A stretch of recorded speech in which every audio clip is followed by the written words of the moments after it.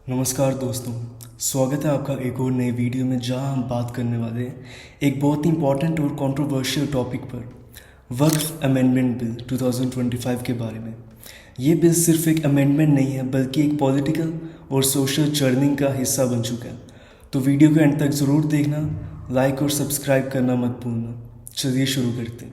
सबसे पहले समझते हैं कि वक्फ क्या होता है। वक्फ एक इस्लामिक प्रैक्टिस है जिसमें कोई व्यक्ति अपनी प्रॉपर्टी को अल्लाह के नाम पर डोनेट करता है पब्लिक या रिलीजियस यूज़ के लिए, जैसे मस्जिद, मदरसा या चैरिटेबल हॉस्पिटल्स।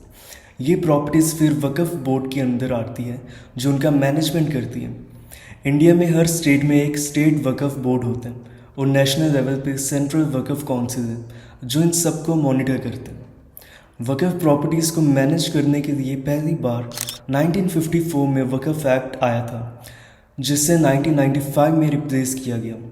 2013 में इसमें एक इम्पॉर्टेंट अमेंडमेंट हुआ जिसमें वक्फ बोर्ड को सुओ मोटो पावर्स मिल गई, मतलब बिना किसी प्रूफ के भी बोर्ड किसी प्रॉपर्टी को वक्फ प्रॉपर्टी डिक्लेयर कर सकता है।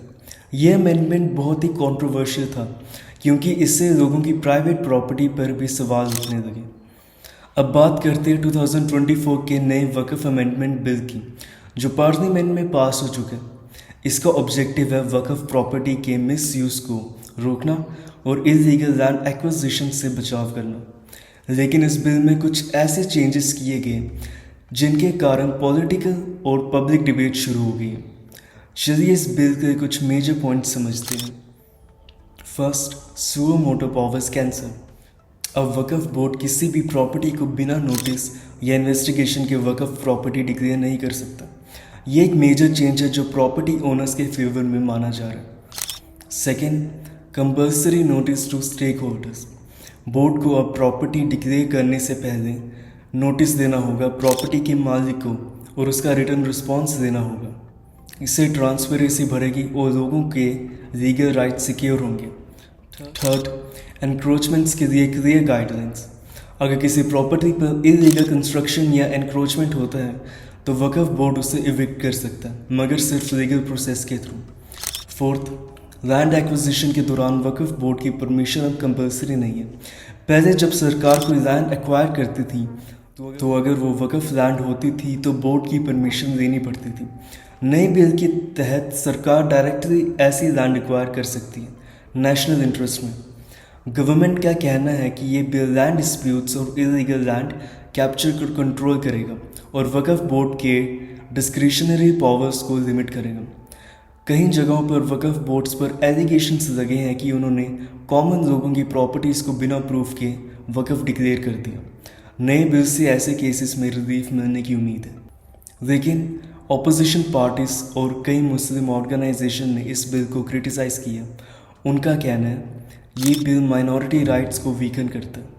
सरकार वक्फ प्रॉपर्टीज़ को अपने कंट्रोल में लेना चाहती है। ये रिलीजियस फ्रीडम और कम्युनिटी प्रॉपर्टी के कंसेप्ट को अंडरमाइन करता है। जमात ए इस्लामी, AIMIM और कुछ अदर ग्रुप्स ने इस बिल को एंटी वक्फ और टारगेटेड लेजिस्लेशन कहा है।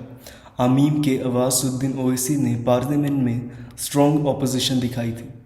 लीगल एक्सपर्ट्स का कहना है कि बिल में कुछ पॉजिटिव रिफॉर्म्स हैं जैसे ट्रांसपेरेंसी और फेयर हियरिंग, लेकिन अगर इम्प्लीमेंटेशन ठीक से नहीं हुआ तो मिसयूज़ भी हो सकता है। कोर्ट्स को भी इस बिल के प्रोविजंस को इंटरप्रेट करने में क्लैरिटी देनी पड़ेगी, स्पेशली लैंड डिस्प्यूट्स के केसेस में। सोशल मीडिया पर लोग इस बिल को मिक्स्ड रिएक्शंस दे रहे हैं। कई लोग कह रहे हैं कि आखिर किसी की भी प्रॉपर्टी वक्फ कैसे बन सकती है बिना उसके मर्जी के। दूसरी तरफ कुछ लोग कह रहे हैं कि वक्फ बोर्ड्स को अकाउंटेबिलिटी में लाना ज़रूरी था। एक और बात यह भी है कि कई यूथ इस इशू पर कंफ्यूज्ड हैं क्योंकि प्रॉपर्टी लॉस ऑलरेडी कम्प्लेक्स है और वक्फ प्रॉपर्टी का कंसेप्ट सबको समझ में नहीं आता। तो दोस्तों, ये था एक डिटेल ब्रेकडाउन वक्फ अमेंडमेंट बिल 2025 का। आपका क्या मानना है? क्या ये बिल एक सही कदम है या एक पॉलिटिकल टूल? कमेंट्स में अपना ओपिनियन ज़रूर लिखिए, मैं सबके कमेंट्स पढ़ता हूँ।